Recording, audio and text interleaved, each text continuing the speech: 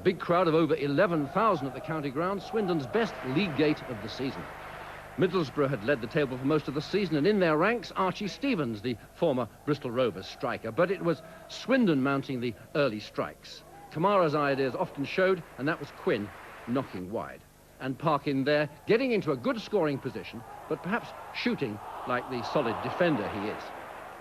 Well, Peter Coyne's touches often showed, and it was a cheeky back heel now, which led to Quinn having the chance to get a header in from Hockaday's centre, but a fine save by Piers, the Middlesbrough goalkeeper.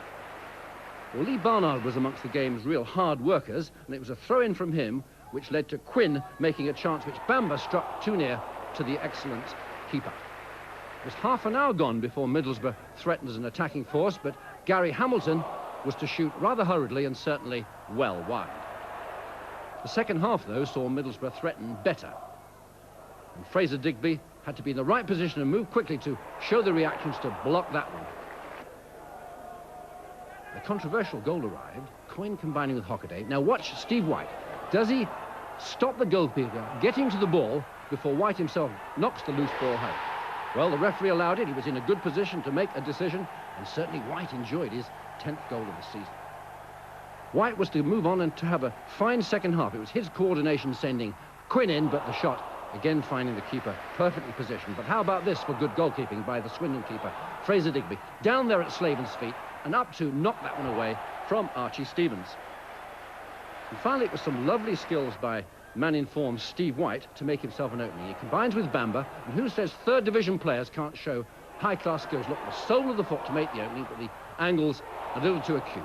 At the final whistle, Swindon's delight was obvious, but did Swindon's manager Lou Macari go on to agree with Middlesbrough fans who claimed that that winning goal should not have been allowed? Certainly Macari, an honest chief.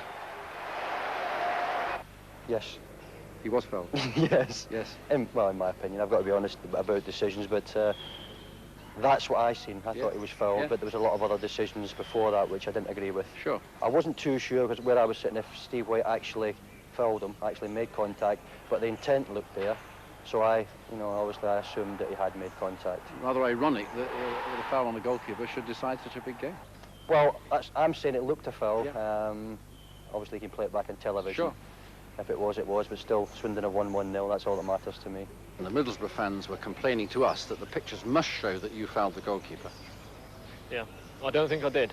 The keeper came from most of the crosses all afternoon. I had my back to the keeper, and I was expecting him to come over the top of me, but he didn't, and I don't think he made contact. When you see it on the television, I don't think it was a foul.